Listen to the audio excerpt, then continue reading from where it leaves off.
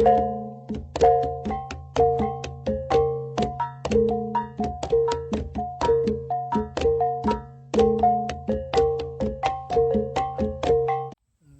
bertemu baru kita di video saya yang kedua. Oke, di video yang kedua ini saya akan menguraikan satu lagi penyakit yang menyerang tanaman halia, yaitu reput lembut.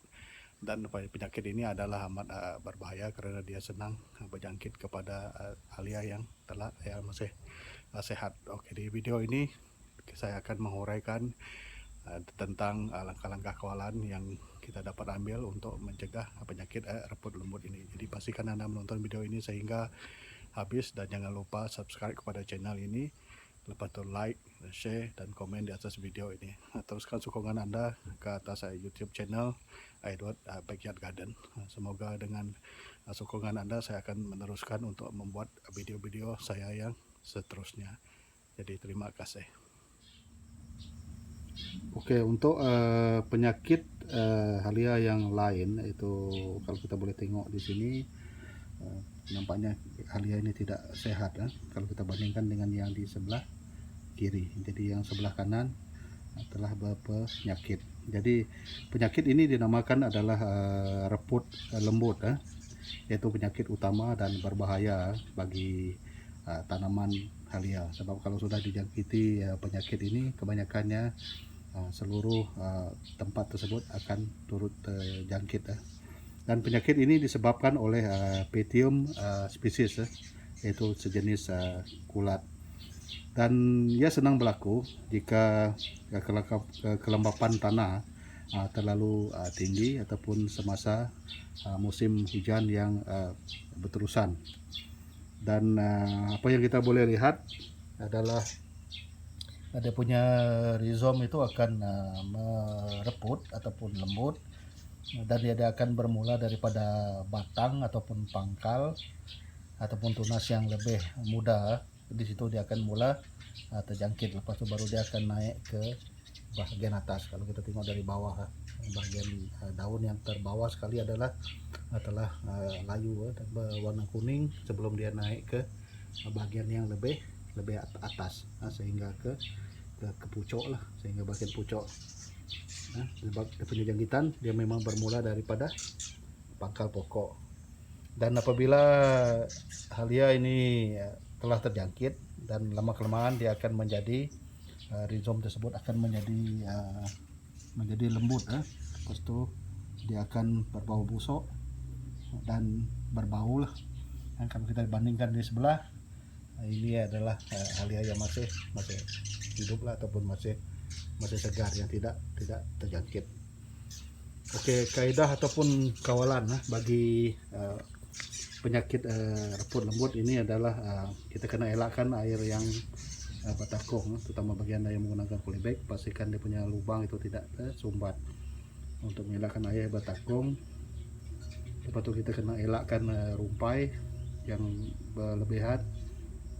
Sebaiknya kita kena gunakan wheat mat. Lepas itu kita boleh menggunakan semburan metal acyl ataupun phosphorus acid lah. Lepas itu penggunaan EM atau effective microorganism secara berterusan adalah digalakkan. Lepas itu kita boleh menggunakan baja 401 yang disembur berselang 15 ke 45 hari. Jadi sebelum Anda menanam rizom, sama ada di batas ataupun di polybag, oke, Anda digalakkan untuk merendam rizom tersebut selama 30 menit di dalam larutan diatin ataupun bavistin selama 30 menit untuk mengelakkan penyakit reput lembut inilah daripada terus berlaku dan menyerang halia yang kita tanam. Oke, kalau kita lihat di video ini adalah satu lagi pokok yang terkena penyakit reput lembut ataupun reput akar. Dan kalau kita tanam di polybag, dia agak nampak ketara kalau dikena penyerang, kena serang penyakit ini, sebab dia akan tiba-tiba dia punya pokok akan rempah ataupun layu, terus rebah.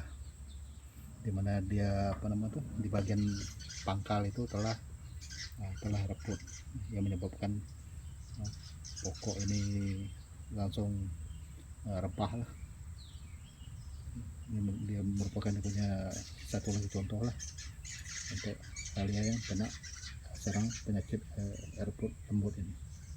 Oke, kalau kita lihat lebih dekat kita dapat tengok rhizome yang terkena penyakit ini, dia betul-betul telah mereput. Kalau kita boleh tengok ini, rhizome tersebut telah mereput. Dan kalau kita tengok di bagian pangkal dia, kita tengok dia memang mereput di bagian pangkal. Itu yang menyebabkan pokok ini telah tumbang lah. Dan rhizome yang mereput ini dia memang berbau busuk. Dia mengeluarkan bau busuk. Untuk kita tengok ini yang bagian pangkal tadi yang telah patah. Di bagian ini pangkal yang telah patah disebabkan oleh pereputan ini tadi, penyakit reput lembut. Oke. Ini bagian rhizome yang masih bagus lah, sebab dia masih keras. Sebab yang terkena adalah di bagian sini yang menyebabkan pokok ini terus mati lah.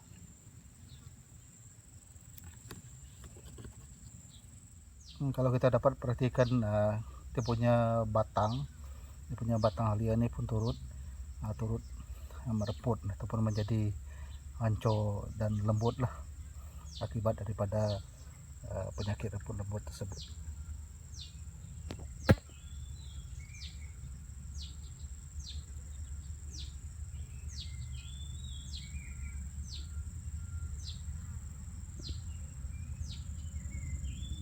Dan dia memang mengeluarkan bau busuk. Kalau kita boleh lihat di sini, lalat pun tertarik disebabkan oleh bau busuk tersebut. Inilah dua produk yang saya telah sebutkan di video yang tadi.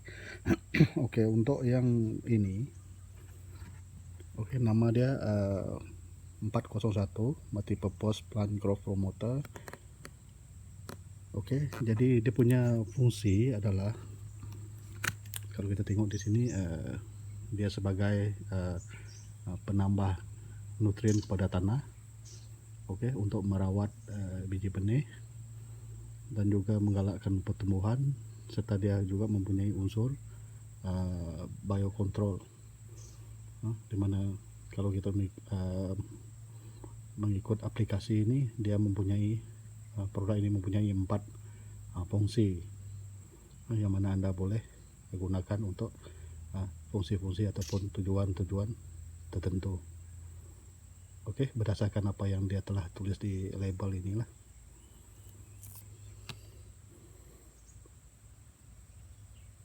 Oke, dan produk ini adalah daripada tumbuhan ataupun biji, serta ekstrak daripada minyak tumbuhan. Dia tidak mengandungi unsur sintetik ataupun kemikal, bahan kimia berbahaya.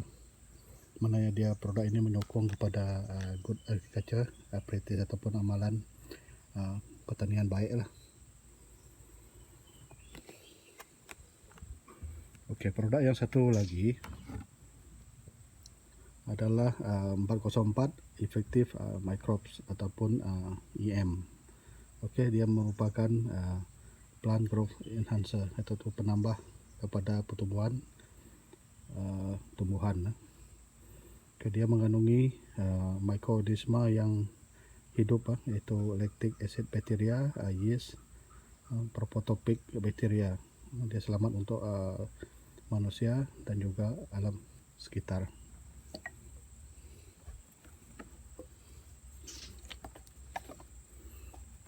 Oke, mengikut fungsi di sini ya, ini adalah kegunaan bagi produk ini. Oke, kita boleh tengok di sini dia punya kegunaan untuk produk ini lah.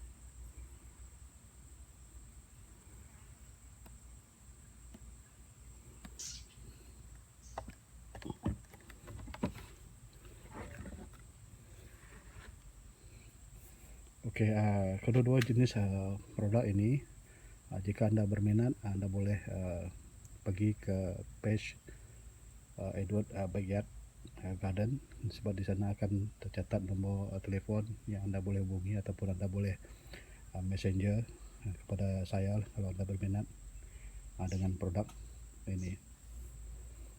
Sebab produk ini dia mempunyai berbagai fungsi, dan salah satu dia adalah untuk mengawal serangga dan juga mengawal jangkitan penyakit yang mungkin berlaku kepada kita punya tanaman.